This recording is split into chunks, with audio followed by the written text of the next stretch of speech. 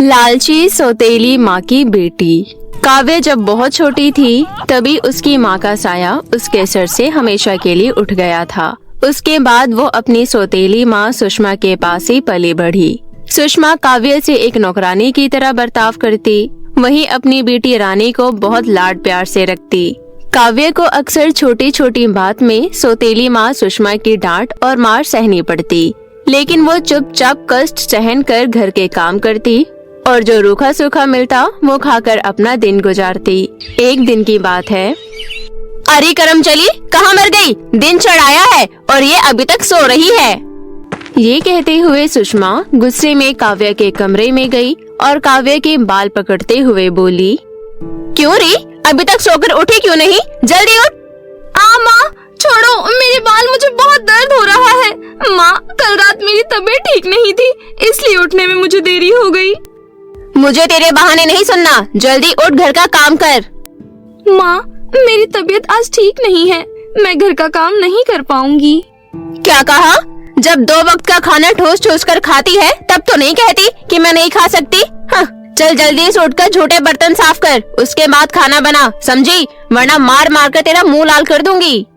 बेचारी काव्या बड़ी मुश्किल से बिस्तर से उठकर झूठे बर्तन साफ करने रसोई में चली गई। कुछ दिन बाद जब काव्या खाना बनाने बैठी तो देखा घड़े में पीने का पानी खत्म हो चुका था। अरे ये क्या, घड़े में तो एक बूंद भी पानी नहीं है। अब मैं खाना कैसे बनाऊंगी? नदी तो बहुत दूर है और आज मेरी तबीयत भी ठीक नहीं है कि मैं इतनी दूर पानी लेने जाऊं। अकेले अकेले क्या बड़बड़ा रही है? खाना क्यों नहीं बनाती? माँ, पीने का पानी खत्म हो गया है, खाना कैसे बनाऊं? तो फिर पानी लेने जाती क्यों नहीं? किसका इंतजार कर रही है? जा जल्दी, खाने भी तो बनाना है। काव्य खाली घड़ा लेकर बड़ी ही मुश्किल से जंगल की ओर जाने लगी। नदी जंगल के पास थी। काव्य जब नदी किनारे पहुंची तो उसने देखा नदी में पानी का स्तर पहले से कम था। ये देख काव्य बोली, अरे ये क्या, नदी का पानी कम कैसे होते जा रहा है? अगर ऐसा ही चलता रहा तो नदी तो पूरी तरह सूख जाएगी। ये तो सभी गांव वालों के लिए बड़ी चिंता का विषय है। ये बात घर जाकर माँ को बताऊंगी। अभी फटाफट से घड़े में पानी भर लेती हूँ।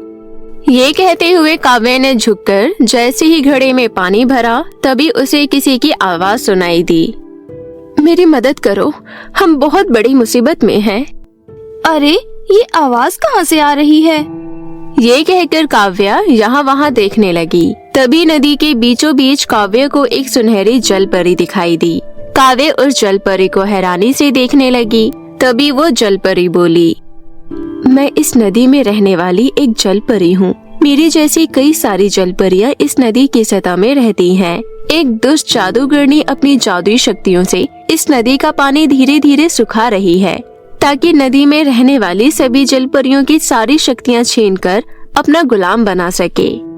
तुम चिंता मत करो जलपरी, मैं जादूगरनी को उसके गलत इरादों में कभी कामयाब नहीं होने दूंगी। आप मुझे बस जादूगरनी को हराने का तरीका बताइए। जादूगरनी बहुत ही चालाक है। तुम्हें बड़ी सावधानी से उसकी गुफा में जाना होगा जो जंगल से दूर एक चोटी पर है। उसे हराने का बस एक ही रास्ता है। तुम कैसे भी करके उसका जादुई कांच का गोला तोड़ देना। कांच का गोला टूटते ही उसकी सारी शक्तियाँ नष्ट हो जाएंगी। जल परी से विदा लेकर काव्या जादूगरनी की गुफा की तलाश में निकल पड़ी। काव्या जंगल के रास्ते गुजर रही थी। तभी उसे रास्ते में एक खरगोश मिला जो दर्द से करहा रहा था। आह आह, मेरी मदद करो। क्या हुआ प्यारे खरगोश, तुम क्यों रो रहे हो? मेरे पैर में कांटा चुभ गया है, उसे निकालने में मेरी मदद करो। ओह रुको, मैं अभी तुम्हारे पैर से कांटा निकाल देती हूँ। ऐसा कहकर काव्य ने खरगोश के पैर से कांटा निकालने में उसकी मदद की। तुम्हारा बहुत बहुत शुक्रिया, मैं तुम्हारा ये उपकार कभी नहीं भूलूंगी और वक्त आने पर तुम्हारी मदद जरूर करूंगी। ये कहते हुए खरगोश झाड़ियों में ओझल हो गया। कुछ समय बाद जंगल पार करने के बाद काव्य को एक चोटी दिखाई दी। जैसा कि जलपरी ने कहा था, उसे वहाँ एक बहुत बड़ी गुफा दिखाई दी जिसमें से डरावनी आवाजें आ रही थी। लेकिन काव्य हिम्मत कर गुफा में दाखिल हुई। तभी गुफा में मौजूद दुष्ट जादूगरनी हंसते हुए बोली, बस कुछ दिनों बाद मैं नदी का सारा पानी सुखा दूंगी उसके बाद सारी जलपरियां मेरी मुट्ठी में होगी और उनकी सारी शक्तियां भी।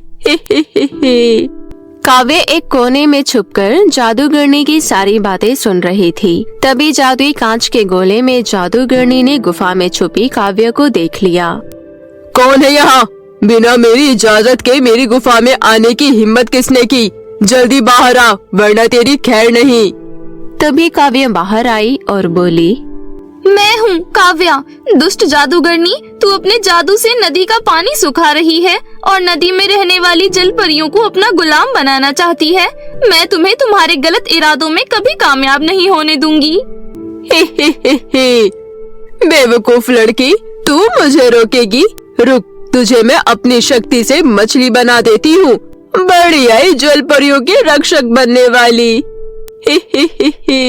इतना कहकर जादूगरनी जादुई छड़ी से काव्य पर हमला करने ही वाली थी। तभी अचानक खरगोश ने जादूगरनी पर हमला कर दिया, जिस वजह से जादूगरनी की जादुई छड़ी हाथों से छूटकर जमीन पर जा गिरी। ये वही खरगोश था जो काव्य को जंगल में मिला था। अरे तुम तो वही खरगोश हो ना? ज्यादा बात करने का समय नहीं है काव्या, जल्दी से जादुई कांच का गोला तोड़ दो। नहीं, रुक जाओ, तुम ऐसा नहीं कर सकती। मैं तुझे जिंदा नहीं छोड़ूंगी। काव्य ने बड़ी ही फुर्ती से जादुई कांच के गोले को तोड़ दिया। कांच का गोला टूटते ही जादूगरनी का शरीर जलने लगा। आह, बचाओ मुझे, मेरा शरीर जल रहा है। आह, मेरी बरसों की मेहनत राख हो गई। देखते ही देखते जादूगरनी जलकर भस्म हो गई। जादूगरनी के मरते ही नदी पहले की तरह पानी से लबालब हो गया। काव्य खरगोश का धन्यवाद कर कुछ घंटों का सफर तय कर जब नदी किनारे पहुंची, तब जलपरी बोली, तुम्हारा बहुत बहुत धन्यवाद काव्या, तुम बहुत ही अच्छी और नेक हो। तुमने हम सब जलपरियों की जान बचाई। अब आप आराम से नदी में रहना। अच्छा, अब मैं चलती हूँ, बहुत देर हो गई है। आज मेरी सौतेली माँ मुझे बहुत मारेगी। अरे मेरा पानी का घड़ा कहाँ गया? मैंने तो यहीं रखा था। ये लो तुम्हारा घड़ा, पर इसमें पानी नहीं है बल्कि सोने के सिक्के हैं। सोने के सिक्के? हाँ, सोने के सिक्के। ये हम सभी जलपरियों की तरफ से तुम्हारे लिए छोटा सा इनाम है, रख लो। उसके बाद काव्या जलपरी का धन्यवाद कर खुशी खुशी सोने के सिक्कों से भरा घड़ा लेकर घर वापस लौट आई। काव्य को आता देख उसकी सौतेली माँ सुषमा गुस्से से बोली, सुबह से शाम हो गई, कहाँ मर गई थी? पानी लाने में क्या इतनी देर लगती है? आज मैं तेरी टांगे तोड़ दूंगी। नहीं माँ, मेरी बात तो सुनो। ये देखो सोने के सिक्के, ये मुझे जलपरी ने दिए हैं। सोने के सिक्के? माँ, जलपरी ने मुझे इनाम के रूप में ये सोने के सिक्के दिए हैं, क्योंकि मैंने एक दुष्ट जादूगरनी से जान बचाने में उनकी मदद की। ये कहते हुए काव्य ने अपनी सौतेली माँ सुषमा को सारी घटना विस्तार से बताई। इतने कम सोने के सिक्के में क्या होगा? मुझे और सोने के सिक्के चाहिए। चल, मुझे अभी के अभी उस जलपरी के पास ले चल। चल बेटी रानी, तुम भी मेरे साथ चलो। सौतेली माँ सुषमा की जिद करने पर काव्या उन्हें नदी किनारे ले गई और जलपरी को पुकारने लगी। आवाज सुनकर जलपरी फौरन नदी के बाहर आई। तभी लालची सुषमा बोली, जलपरी, मुझे और सोने के सिक्के चाहिए। तुमने काव्य बिटिया को बहुत कम सोने के सिक्के दिए हैं, बल्कि आपको तो सोने के सिक्कों से भरे हुए 2 बक्से देना चाहिए था। क्या तुम काव्य की सौतेली माँ हो? हाँ, सौतेली ही सही, पर मैं काव्य की माँ हूँ। अब जल्दी से सोने के सिक्के से भरे हुए 2 बड़े बड़े बक्से मुझे दे दो। हाँ, अभी देती हूँ, ये लो। ये कहते हुए जलपरी ने चुटकी बजाई और सुषमा और उसकी बेटी रानी दोनों चूहिया में बदल गई। अरे ये क्या, हम चूहिया कैसे बन गई? हमें पहले जैसा बना दो जलपरी। ये तुम्हारी सजा है। तुम दोनों बेचारी काव्य से पूरा दिन भर घर का सारा काम करवाती हो, उस पर अत्याचार करती हो, इसलिए तुम्हारी यही सजा है। हमें माफ कर दो, आगे से ऐसी गलती दोबारा नहीं होगी। मैं घर का सारा काम करूंगी। मैं काव्य बेटी को अपनी बेटी की तरह प्यार करूंगी। काव्य बेटी, तुम कुछ बोलती क्यों नहीं? काव्य को अपनी सौतेली माँ और सौतेली बहन पर बड़ी दया आई और वह जलपरी से विनती करने लगी। काव्य के कहने पर जलपरी बोली, ठीक है, मैं तुम दोनों को पहले जैसा बना देती हूँ, पर एक बात का ध्यान रखना, अगर दोबारा तुमने काव्य पर अत्याचार किया तो। हाँ हाँ, मैं समझ गई जलपरी जी। काव्य बेटी, चलो घर आओ, पानी का मटका मैं उठा ले चलती हूँ। इस तरह सब कुछ ठीक हो गया। अब काव्य की सौतेली माँ सुषमा घर का सारा काम करने लगी और सभी मिलजुल कर हंसी खुशी एक साथ रहने लगे। एक गांव में सोनम अपनी माँ राधा और बड़ी बहन काजल के साथ रहती थी। राधा बड़े पार्लर में सामान बेचने का काम करती थी। राधा के पति ने अपने होते हुए खुद का घर बनवा लिया था, जिसकी वजह से उन्हें किराए का खर्चा नहीं लगता था और राधा जितना कमाती थी उससे घर का राशन हो जाता था। राधा की दोनों बेटी पढ़ी लिखी थी, लेकिन बड़ी बेटी काजल बिगड़ैल लड़की थी और छोटी बेटी सोनम बहुत समझदार थी। उन लोगों के खुशी से दिन बीत रहे थे। काजल कुछ दिनों के लिए शहर काम मांगने जाती है। वहाँ उसे राहुल नाम का एक लड़का पसंद आ जाता है। दोनों एक दूसरे से बात करने लगते हैं और दोनों को कुछ ही महीनों में एक दूसरे से प्यार भी हो जाता है। राहुल बहुत ही बिगड़ैल लड़का था। वो बस काजल के सामने प्यार का नाटक करता था। असल में वो लड़कियों को फंसाकर धोखे से उनकी प्रॉपर्टी अपने नाम कर लेता था। कुछ महीनों बाद काजल राधा से बोलती है, माँ, मुझे शहर में राहुल नाम का एक लड़का मिला था। कुछ महीनों से हम दोनों एक दूसरे से बात कर रहे हैं और हमें प्यार हो गया। अब हम दोनों ने शादी करने का फैसला किया है। काजल, अभी कुछ ही महीने हुए हैं तुम्हें उस लड़के से बात करते हुए। इतनी जल्दी किसी शहर के लड़के पर भरोसा मत करो। गांव का होता तो समझ में आता। शहर के लड़के को तो हम जानते भी नहीं है, तो उसके बारे में भूल जा। मैं गांव के किसी सरकारी नौकरी वाले लड़के से तेरी शादी करवाऊंगी। वैसे भी अभी तेरी शादी की उम्र नहीं है, कम से कम 2 साल में तेरी शादी नहीं करवाऊंगी। माँ, आप साफ साफ क्यों नहीं बोल देती कि आप मेरी खुशी नहीं चाहती? आपको तो बस अपनी बेटी सोनम ही अच्छी लगती है। अरे बेटी, ये तो कैसी बातें कर रही है। मैंने कभी भी तुझ में और सोनम में कोई फर्क नहीं समझा है। एक माँ अपने बच्चों में कभी भी भेदभाव नहीं कर सकती। चुप रहो माँ और अपनी नौटंकी बंद करो। मैं आपको बहुत अच्छे से जानती हूँ। इतना बोलकर काजल गुस्से से वहाँ से चली जाती है। 2 दिन बाद काजल और राहुल एक दूसरे से शादी कर लेते हैं। काजल, मैंने अभी तक अपने मम्मी पापा को नहीं बताया है, इसलिए जब तक मैं अपने मम्मी पापा को नहीं बता देता तब तक मैं और तुम तुम्हारे घर में ही रहेंगे। ठीक है राहुल, वैसे तुम अपने मम्मी पापा को कब तक बताओगे? अभी मेरे मम्मी पापा कहीं बाहर गए हुए हैं, जब वो आएंगे तब बता दूंगा। कब तक आएंगे वो? 15 दिन तो लगेंगे कम से कम। उसके बाद काजल राहुल को लेकर अपने घर आ जाती है। माँ, आप मेरी शादी नहीं करवाना चाहती थी, लेकिन मैंने अपनी शादी खुद कर ली है। राहुल कुछ दिनों तक हमारे साथ ही रहेगा। ये तूने क्या कर लिया काजल? लोग क्या कहेंगे? लोग क्या कहेंगे, इन बातों से मुझे फर्क नहीं पड़ता और आपको भी पड़ना नहीं चाहिए। मैं आपकी बेटी हूँ और मैं राहुल के साथ खुश हूँ, इससे आपको भी खुश होना चाहिए। राधा बहुत सीधी सादी थी, इसलिए राहुल को कुछ दिनों के लिए अपने घर रखने के लिए तैयार हो जाती है। सोनम और राधा राहुल का अच्छे से ध्यान रखते थे। 2 दिन बाद राधा राहुल से पूछती है, आप कौन सी नौकरी करते हो? ये सुनकर राहुल को गुस्सा आ जाता है और वो अपने कमरे में चला जाता है। 15 दिन बीत जाते हैं और काजल राहुल से कहती है, मम्मी पापा कब आएंगे? आपने बात की उनसे? काजल, मैंने बात की थी, लेकिन उन दोनों का काम ही खत्म नहीं हो रहा है। अब आएंगे तो अच्छे से काम खत्म करके ही आएंगे ना। 1 हफ्ते और रुक जाओ। ठीक है, मुझे अपनी ससुराल जाने की बहुत उत्सुकता हो रही है, इसलिए बार बार पूछ रही हूँ, वरना यहाँ तुम कितने भी दिन रहो, कोई परेशानी नहीं है। इसी तरह कुछ दिन और बीत जाते हैं और फिर से राधा राहुल से उसकी नौकरी के बारे में पूछ लेती है। उस दिन राहुल को बहुत ही ज्यादा गुस्सा आता है और वो काजल से जाकर बोलता है, काजल, तुम्हारी माँ के बारे में मुझे तुमसे कुछ बात करनी है। हाँ बोलिए। आए दिन तुम्हारी माँ मुझसे मेरी नौकरी के बारे में पूछती रहती है। मैं इतने दिनों से तुम्हारे घर में हूँ, इसलिए देखो, तुम्हें भी पता है मैं कोई अपने मन से यहाँ नहीं रहने आया हूँ। अगर तुम्हारी माँ को मेरे से इतनी दिक्कत है तो मैं चला जाता हूँ। अब मेरे भी काफी समय हो गए हैं यहाँ रहते हुए। मैंने नोटिस किया है कि तुम्हारी माँ तुम्हारी छोटी बहन को ज्यादा प्यार करती है और तुम्हारी हर बातों को मना करती है। सच में, अगर तुम्हारी माँ को मेरे से कोई प्रॉब्लम है तो मैं अभी ही चला जाऊंगा। नहीं नहीं, मैं अभी माँ से इस बारे में बात करती हूँ। रही बात सोनम की, ये तो मुझे भी पता है माँ उससे ज्यादा प्यार करती है।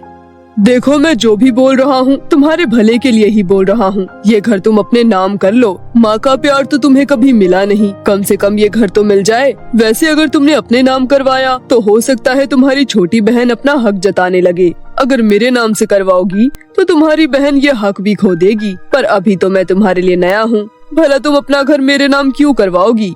नहीं राहुल, ऐसी बात नहीं है। हाँ, तुम मेरे लिए नए हो, लेकिन मुझे तुम पर सबसे ज्यादा भरोसा है। सच में मेरी शादी कितनी अच्छी लड़की से हुई है। अभी कुछ नहीं बिगड़ा है। तुम घर का कागज बनवाओ और अपनी माँ से साइन करवा लेना। वैसे अभी भी मेरे मन में ये बात है, क्या ये करना सही रहेगा? क्यों नहीं सही रहेगा? तुम्हें पता भी है मैं घर में रहता हूँ तो तुम्हारी माँ और तुम्हारी छोटी बहन की बातें सुनता हूँ। वो दोनों हमेशा तुम्हारे बारे में उल्टा बोलती रहती हैं, लेकिन तुम्हारी माँ और बहन समझकर मैं उन्हें कुछ नहीं बोलता। तुम जल्दी से ये घर मेरे नाम करवा दो, उसके बाद हम दोनों यहाँ रहेंगे और तुम्हारी माँ और बहन को घर से बाहर निकाल देंगे। ठीक है, फिर आप कोर्ट कागज बनवाने चले जाइए।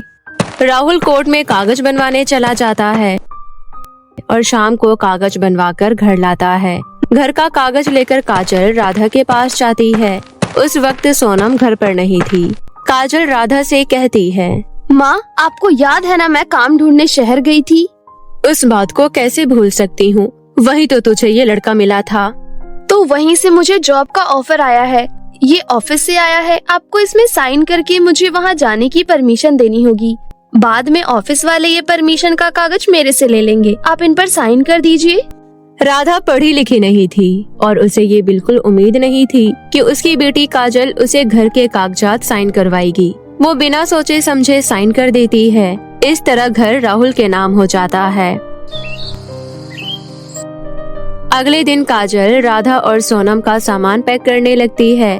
सामान पैक करने के बाद काजल दोनों को बोलती है, माँ, सोनम, ये आप दोनों का सामान है। अपना सामान उठाओ और घर से निकल जाओ। अब तुम दोनों का यहाँ कुछ नहीं है। अरे ये तो क्या बोल रही है? तेरा दिमाग खराब हो गया है क्या? आज तक तूने अपनी मर्जी चलाई, पर आज तूने हदें पार कर दी है। माँ, मेरा दिमाग पहले खराब था, लेकिन अब बिल्कुल ठीक हो गया है। मैं आपको बहुत अच्छे से जान गई हूँ। मेरा टाइम बर्बाद मत करो और अपना सामान उठाकर घर से बाहर चले जाओ। नहीं, तू मुझे घर से बाहर नहीं निकाल सकती है। ये सारी जमीन मेरी है, ये घर मेरा है। अरे मेरा बस चले तो मैं तुझे अपने घर से धक्के मार कर निकाल दूं। ए बुढ़िया, ये गलतफहमी अपने दिमाग से निकाल कर बाहर फेंक दे। ये सारी जमीन और जायदाद अब मेरे नाम पर है। ये देख पेपर। इतना कहकर दोनों पति पत्नी जोर जोर से हंसने लगते हैं। दोनों माँ बेटी अपना सामान उठाकर वहाँ से चली जाती है और एक पेड़ के नीचे जाकर बैठ जाती है। माँ, पुलिस स्टेशन चलिए, हम दोनों इन दोनों की कंप्लेंट करवाएंगे। नहीं बेटी, जानती हूँ काजल ने ये सब सही नहीं किया और ये भी जानती हूँ ये सब उसने किसके कहने पर किया है, लेकिन वो भी मेरी ही औलाद है और एक माँ अपनी औलाद का कभी बुरा नहीं चाहेगी। तभी दोनों माँ बेटी के पास एक औरत आती है और कहती है, बहन जी, मुझे कुछ पैसे दे दीजिए। मेरे पास बिल्कुल भी पैसे नहीं है और मेरी बेटी की बहुत तबीयत खराब है। मुझे उसके लिए दवाइयाँ खरीदनी है। अगर मैंने समय से दवाइयाँ नहीं दी तो मेरी बेटी की जान चली जाएगी। मेरी मदद करो। आप चिंता मत करिए, मैं आपकी मदद जरूर करूँगी। मेरे पास पैसे तो नहीं है, लेकिन ये मांग टीका है। मेरी शादी के समय मेरी सास ने मुझे ये मांग टीका दिया था। ये मांग टीका सोने का है। अब आप ये रख लो। ये सोने की मांग टीका, इन्हें बेचकर अपने बेटे का इलाज करवा लेना। मेरे पास इतना ही है अभी। ये सब देखकर औरत बहुत खुश हो जाती है और तुरंत एक परी में बदल जाती है। मैं आप दोनों की परीक्षा ले रही थी। आप दोनों सच में बहुत महान हैं। खुद आपके सर पर छत नहीं है और आप मेरी मदद कर रही हैं। परी अपनी जादुई छड़ी घुमाती है और राधा के सोने की मांग टीका के अंदर जादुई शक्तियाँ आ जाती है। अब ये सोने का मांग टीका जादुई हो गया है। इसे रख लो, इससे तुम जो बोलोगी ये तुम्हें दे देगी। इतना कहकर परी वहाँ से चली जाती है। माँ, हम दोनों कब तक इधर उधर भटकते रहेंगे? रहने के लिए एक तो घर देखना ही पड़ेगा। सोनम के इतना कहते ही वहाँ एक घर आ जाता है। सोनम हैरान रह जाती है। अरे इतनी जल्दी भूल गई तुम? अभी तो परी ने मेरे मांग टीका को जादुई बनाया था। नहीं माँ, मैं भूली नहीं थी, पर मुझे ये उम्मीद नहीं थी कि ये घर भी दे सकती है। दोनों माँ बेटी बहुत खुश होती है और अपने नए घर के अंदर जाती है। दोनों माँ बेटी आराम से रहने लगती है। वहाँ दूसरी तरफ राहुल काजल को घर से धक्के मारकर निकाल देता है। यहाँ तक कि राहुल तलाक के पेपर लेकर भी आ जाता है। ये लो तलाक के पेपर, इसमें साइन करो और इधर से बाहर निकलो। अचानक क्या हो गया आपको? मजाक कर रहे हो ना? तुम हो कौन जो तुमसे मजाक करूंगा? मैं अभी मजाक नहीं कर रहा हूँ, बल्कि तुमसे शादी और प्यार मैंने मजाक में ही किया है। ये बोलकर राहुल हंसने लगता है। काजल को अपनी किए पर बहुत पछतावा हो रहा था। घटिया आदमी, तेरी वजह से मैंने अपनी माँ और बहन को अपने ही घर से बाहर निकाल दिया। तू बेवकूफ औरत, मुझे तो तेरी बेवकूफी पर हंसी आ रही है। कल के आए लड़के की वजह से तूने अपनी सगी माँ और सगी बहन के साथ इतना बुरा किया। मुझे तो तेरा घर ही चाहिए था, और तू कोई पहली लड़की नहीं है जिसके साथ मैंने ऐसा किया है। चल जा यहाँ से। राहुल काजल को धक्के मारकर घर से निकाल देता है। अब काजल सड़क पर आ चुकी थी। एक दिन काजल सड़क पर भीख मांग रही थी। तभी वो अपनी माँ और बहन को देख लेती है। काजल रोते हुए अपनी माँ और बहन के पास जाती है। माँ और सोनम, आप सही थी। राहुल बहुत गंदा लड़का है। उसने पहले तो मुझे आप दोनों के खिलाफ भड़काया और बाद में घर से बाहर निकाल दिया। मुझे माफ कर दो आप दोनों, मैं उसके प्यार में अंधी हो गई थी। आज मेरी आंखें खुल गई है माँ। तुम्हारे साथ जो हुआ बिल्कुल ठीक हुआ। तुम इसी के लायक हो। बहुत विश्वास था ना तुम्हें उस पर, तो आज हमारे सामने क्यों गिड़गिड़ा रही हो? नहीं सोनम, ये तुम्हारी बड़ी बहन है। इस तरह से इससे बात मत करो। ये मेरी बेटी है। पहले जो भी हुआ, इससे मैं काजल को भूल नहीं सकती हूँ। अपनी बेटी को परेशानी में देखकर मैं खुद कैसे खुश रह पाऊंगी। सोनम राधा की बात समझ जाती है और दोनों काजल को माफ कर देती हैं और उसे अपने साथ अपने घर में रख लेती है। माँ, उस लड़के ने मेरे से पहले कई लड़कियों को धोखा दिया है, और तो और हो सकता है आगे भी कई लड़कियों को धोखा दे। इसलिए हमें उसे सबक सिखाना चाहिए। चलो पुलिस स्टेशन चलते हैं। काजल और राधा पुलिस स्टेशन जाती हैं और पुलिस को सारी बात बताती हैं। लेकिन हम आपकी बात पर यकीन क्यों करें? हमारे पास कोई सबूत भी होना चाहिए। मेरे घर में एक सीसीटीवी कैमरा लगा हुआ है। माँ, आपको याद है ना, जब हमारे घर में चोरी हुई थी तब हमने लगवाया था। आप चाहो तो उसे देख सकते हो। पुलिस वाला दोनों माँ बेटी के साथ उनके घर जाता है। वहाँ वो सीसीटीवी कैमरे में राहुल की सारी बातें सुन लेता है और उसे काजल को घर से धक्का मारते हुए देख लेता है। पुलिस वाला उसी वक्त राहुल को गिरफ्तार कर लेता है। इस तरह राहुल को उसके किए की सजा भी मिल जाती है और उसके बाद राधा अपनी दोनों बेटियों के साथ हंसी खुशी रहने लगती है। दूर किसी गांव में सुरभि अपनी दो जुड़वा सौतेली बहनें रूपाली और सोनाली के साथ रहती थी। जहां रूपाली और सोनाली दिखने में बहुत सुंदर थी, उतनी ही घमंडी भी थी। वहीं दूसरी ओर सुरभि का रंग काला था, साथ ही उसके सर पर एक भी बाल नहीं थे, पर वो दिल की बहुत भली थी। रूपाली और सोनाली अक्सर सुरभि के साथ बेरुखी से पेश आती थी और सारा दिन भर बेचारी सुरभि पर हुक्म चलाती थी। ऐसे ही एक दिन, अरे ओ कल्लो रानी, कहाँ मर गई? आज हम बहनों को चाय नसीब होगी कि नहीं? सुबह के 8 बज चुके हैं। लगता है बहना ये कलमोही अभी तक सो रही है। चल कर इसकी अकल ठिकाने लगाते हैं। दोनों बहनें आपस में बातें कर रही थी कि तभी सुरभि उनके कमरे में दाखिल हुई और बोली, माफ करना, मुझे नहाने में थोड़ा समय लग गया। मैं अभी तुम दोनों के लिए चाय बना कर लाती हूँ। सुरभि की बात सुन दोनों बहनें हंसते हुए बोली, बहना, इस कल्लो माई के सर पर एक भी बाल है नहीं, और देखो तो इसे नहाने में इतना समय लग गया। मुझे तो लगता है बहना ये नहाते समय अपना गंजा सर रगड़ रगड़ कर धो रही होगी। शायद कहीं सर पर 2-4 बाल ही उग जाए। इस गंजे के सर पर अभी एक भी बाल नहीं है, तो इसे नहाने में 1 घंटा लग जाता है। अगर उसके सर पर बाल होते तो ये पूरा दिन लगा देती। अरे नजर बट्टू, अब खड़ी खड़ी हमारा मुंह क्या देख रही है? रसोई में जाकर हमारे लिए गर्मा गर्म चाय बना कर ला। और हाँ, साथ में नाश्ता भी बना कर लेती आना, मुझे बड़ी जोरों की भूख लग रही है। सौतेली बहनों की बातें सुन सुरभि को बहुत बुरा लगा, पर वो कुछ नहीं कहती और चुपचाप रसोई में जाकर उन दोनों के लिए चाय और नाश्ता बनाने लगी। कुछ समय बीत जाने के बाद सुरभि गर्मा गर्म चाय और नाश्ता बनाकर अपनी सौतेली बहनों को देने उनके कमरे में गई। तभी रूपाली मुंह बनाते हुए बोली, पूरा 1 घंटा लगा दिया नाश्ता बनाने में, यहाँ भूख के मारे जान निकली जा रही है। मुझसे तो रहा नहीं जा रहा, चलो बहन नाश्ता करते हैं। ये कहते हुए सोनाली ने जैसे ही नाश्ता करना शुरू किया तभी अचानक गुस्से से नाश्ते की प्लेट दूर से फेंकते हुए वो बोली, छी छी छी छी छी छी, कितना बेस्वाद नाश्ता बनाया है। क्यों री काली कलूटी, तू हमें बेस्वाद खाना खिलाकर बीमार करना चाहती है। बहना, मैं इसकी सारी चाल समझती हूँ। ये कलूटी अपने आप को बहुत चालाक समझती है। ये कहते हुए रूपाली ने सुरभि का हाथ कसकर मरोड़ दिया। छोड़ो मेरा हाथ, मुझे बहुत दर्द हो रहा है।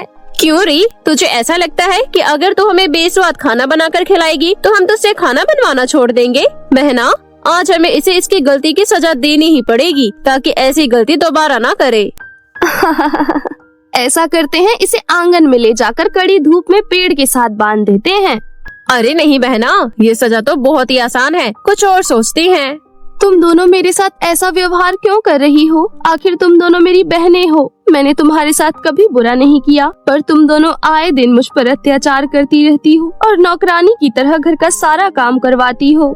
देखो तो कैसे कैंची की तरह हमसे जुबान चला रही है। मैं तो कहती हूँ बहना, इस काली टकली चुड़ैल को घर से धक्के मारकर बाहर निकाल देते हैं। ये तुम क्या कह रही हो रूपाली? ये मेरा भी घर है। मैं अपनी माँ बाबा का घर छोड़कर कहीं नहीं जाऊंगी। अरे तो जाएगी कैसे नहीं? इस घर में तेरा कोई हक नहीं, समझी? ये हमारा घर है। चल निकल हमारे घर से बाहर। ये कहते हुए सोनाली और रूपाली सुरभि के साथ मारपीट करने लगी और उसे घसीटकर जबरन घर से बाहर निकाल दिया। सुरभि रोते हुए बहुत गिड़गिड़ाई, लेकिन उन दोनों ने हंसते हुए घर का दरवाजा बंद कर दिया। सुरभि भूखी प्यासी काफी देर भटकने के बाद रोते बिलखते हुए जंगल की तरफ जाने लगी।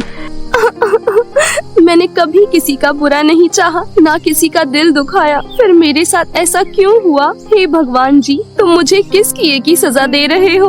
मुझे भी अपने माँ बाबा के पास जाना है।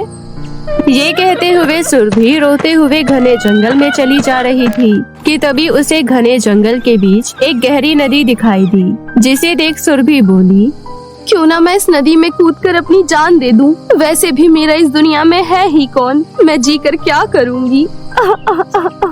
इतना कहकर सुरभि नदी की ओर अपने कदम बढ़ाने लगी। जैसे ही वो नदी किनारे पहुंची तो बोली, माँ बाबा देखो, मैं भी तुम्हारे पास आ रही हूँ।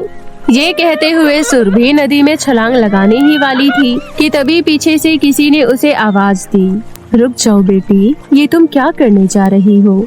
आवाज सुन सुरभि यकायक रुक गई और जैसे ही सुरभि ने पीछे मुड़कर देखा तो उसके सामने उसकी स्वर्गवासी माँ शकुंतला खड़ी थी। बेटी, मैं जानती हूँ तुम बहुत दुखी और परेशान हो, इसलिए मैं तुम्हारी मदद करने आई हूँ।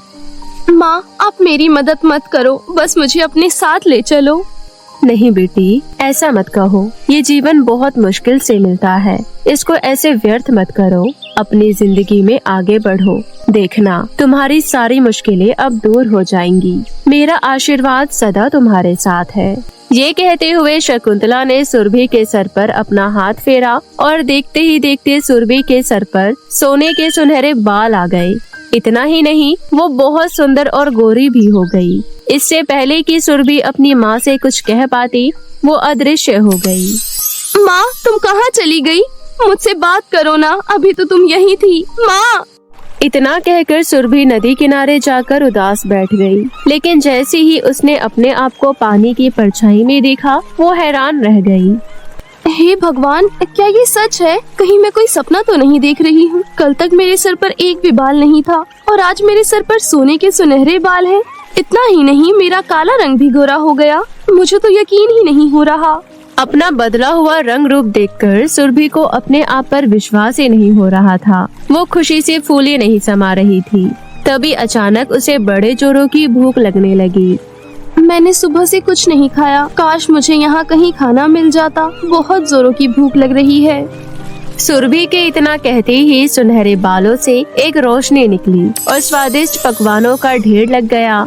ये देख सुरभि हैरानी से बोली, अरे, इतने सारे स्वादिष्ट पकवान अचानक से कैसे प्रकट हो गए? कौन है यहाँ? ये सब क्या हो रहा है? तभी सुनहरे बालों में से आवाज आई, घबराओ नहीं सुरभि, पेट भरकर खाना खाओ, ये सब स्वादिष्ट पकवान तुम्हारे लिए है। कौन है यहाँ? सामने आओ। ये कहते हुए सुरभि इधर उधर देखने लगी। इधर उधर क्या देख रही हो? मैं जादुई सोने के बाल बोल रही हूँ। सुरभि, तुम्हारे स्वर्गवासी माँ ने मुझे तुम्हारी मदद करने भेजा है। अब तुम्हें दुखी और परेशान होने की जरूरत नहीं। मैं तुम्हारी सारी समस्याएं दूर कर दूंगी। जादुई सोने के बाल की बात सुन सुरभि बहुत फूली ना समाई और खुशी खुशी पेट भर खाना खाया। खाना खाने के बाद सुरभि सोचते हुए बोली, खाना तो पेट भर खा लिया, पर रहने के लिए घर कहाँ से लाऊं? ना ही मेरे पास इतने पैसे हैं कि नया घर खरीद सकूं। सुरभि के इतना कहते ही जादुई सुनहरे बालों से एक तेज रोशनी निकली और पलक झपकते ही वहाँ एक सुंदर सा घर प्रकट हो गया। ये देख सुरभि खुशी से झूम उठी। फिर जैसे ही सुरभि घर के अंदर दाखिल हुई तो घर में सारी सुख सुविधाएं देख खुश होते हुए बोली, अरे वाह, यहाँ तो रहने की सभी सुख सुविधाएं मौजूद हैं। मुझे तो यकीन ही नहीं हो रहा। तभी सोने के बाल में से आवाज आई, सुरभि, ये घर तुम्हारा है। यहाँ तुम्हें कोई परेशान नहीं करेगा। यहाँ तुम्हारी जरूरत की सारी चीजें मौजूद है। सुरभि खुशी खुशी अपने नए घर में रहने लगी। ऐसे ही दिन बीत रहे थे। एक दिन की बात है, सुरभि नए कपड़े पहन मेला देखने गई। तभी वहाँ उसकी मुलाकात उसकी सौतेली दोनों जुड़वा बहनों से हुई, लेकिन उन दोनों ने सुरभि को पहचाना नहीं। तब सुरभि बोली, तुम दोनों कैसी हो? कौन हो तुम? हमने तुम्हें पहचाना नहीं। अरे मैं सुरभि हूँ। क्या तू वही गंजी काली कलूटी सुरभि है? मुझे तो यकीन ही नहीं हो रहा। हे भगवान, ये कल्लू माई अचानक से इतनी गोरी चिट्टी कैसे हो गई? और इसके सर पर सुनहरे बाल कहाँ से आ गए? मुझे तो लगता है ये कहीं से जादू टोना करवा कर आई है अपने ऊपर। मैं तो कहती हूँ बहना, इससे दूर ही रहो। चलो यहाँ से। अरे डरो मत, जैसा तुम सोच रही हो ऐसा कुछ भी नहीं है। ये सब मेरी स्वर्गवासी माँ की वरदान से हुआ है। उन्होंने मुझे जादुई सोने के बाल दिए हैं। ये कहते हुए सुरभि उन्हें सारी सच्चाई बता देती है, जिसे सुन दोनों सौतेली बहनों के मन में लालच आ गया। फिर दोनों सुरभि से प्यार से बातें करने का ढोंग करने लगी। क्या तुम्हारे बाल सच में सोने के हैं? हम एक बार तुम्हारे बाल छूकर देख सकते हैं? हाँ हाँ, क्यों नहीं। वाकई तुम्हारे बाल तो शुद्ध सोने के हैं। सुरभि, हमें माफ कर दो। हमने तुम्हारे साथ बहुत बुरा व्यवहार किया। कोई बात नहीं, मैंने तुम्हें माफ कर दिया। और वैसे भी मैं पुरानी बातें भूल चुकी हूँ। अगर तुमने हमें सच में माफ कर दिया तो आज शाम को हमारे घर जरूर आना। हम तुम्हें अपने हाथों से स्वादिष्ट पकवान बनाकर खिलाएंगी। सीधी साधी सुरभि दोनों की मीठी मीठी बातों में आ गई और हामी भर दी। लेकिन उसे ये नहीं पता था कि ये सब दोनों मक्कार बहनों की कोई चाल है। शाम को जब सुरभि तैयार होकर उनके घर पहुँची, तब रूपाली मुस्कुराते हुए बोली, आओ सुरभि बहन, हम तुम्हारा कब से इंतजार कर रहे थे। तुमने मुझे बहन कहकर बुलाया, मुझे बहुत अच्छा लग रहा है। अब बाहर खड़ी खड़ी बातें ही करती रहोगी या अंदर भी आओगी? जैसे ही सुरभि घर में दाखिल हुई, तब रूपाली और सोनाली ने अपना असली रंग दिखाते हुए सुरभि को रस्सियों से एक कुर्सी से कसकर बांध दिया। अरे छोड़ो मुझे, ये तुम दोनों मुझे रस्सी से क्यों बांध रही हो? तुम्हारे सोने के बाल चाहिए हमें। सोनाली, जाओ जल्दी से कैंची लेकर आओ। तुम दोनों बहुत गलत कर रही हो मेरे साथ। अभी भी वक्त है, मुझे छोड़ दो, नहीं तो बहुत पछताओगी। लेकिन लालच में अंधी बहनों ने सुरभि की एक नहीं सुनी और कैंची लेकर जैसे ही उसके बाल काटने आगे बढ़ी कि तभी दोनों के हाथ आग की लपटों में जलने लगे। मेरे हाथ जल रहे हैं, कोई मुझे बचाओ। मेरे गोरे गोरे सुंदर हाथ जल रहे हैं। कोई रोको इसे, इस आग को कोई तो रोको। तभी जादुई सोने के बाल में से आवाज आई, मैं तुम्हारे लालच को बखूबी जान गई थी और मुझे पता था तुम दोनों मिलकर ऐसा कुछ जरूर करोगी, इसलिए यही तुम्हारी लालच की सजा है। तुम दोनों ने मिलकर बेचारी सुरभि पर बहुत अत्याचार किया, इसका फल तो तुम्हें मिलना ही था। इतना कहकर जादुई बाल ने अपनी जादुई शक्ति से सुरभि को रस्सियों से आजाद कर दिया। चलो सुरभि, यहाँ से इन दोनों को आग में झुलस जाने दो। हमें अपनी गलती का एहसास है, तुम्हारे हाथ जोड़ रहे हैं सुरभि। प्लीज इस आग को बुझा दो, हमें मुसीबत में छोड़कर मत जाओ सुरभि। सुरभि, हमारी मदद करो प्लीज, बहुत जलन हो रही है। हमें बचा लो, हमें माफ कर दो। हम आज के बाद कभी तुम्हारे साथ बुरा व्यवहार नहीं करेंगे। हमें एक आखिरी मौका दे दो। अपनी सौतेली बहनों की बुरी हालत देख सुरभि को उन पर दया आ गई और वो जादुई सोने के बाल से विनती करते हुए बोली, हे जादुई सोने के बाल, प्लीज इन्हें छोड़ दो। दोनों मेरी सगी बहन नहीं, पर मैंने इन्हें अपनी सगी बहनों से बढ़कर माना है। इन्हें अपनी गलती का पछतावा है। इनके हाथों में लगी आग बुझा दो। सुरभि के विनती करने पर जादुई सोने के बाल दोनों सौतेली बहनों के हाथों में लगी आग को बुझा देती है। उसके बाद दोनों बहनों ने सुरभि से हाथ जोड़कर माफी मांगी। इस तरह सब कुछ ठीक हो गया। उस दिन के बाद से रूपाली और सोनाली ने सुरभि को कभी परेशान नहीं किया और तीनों मिलजुल कर बड़े प्यार से एक साथ रहने लगे।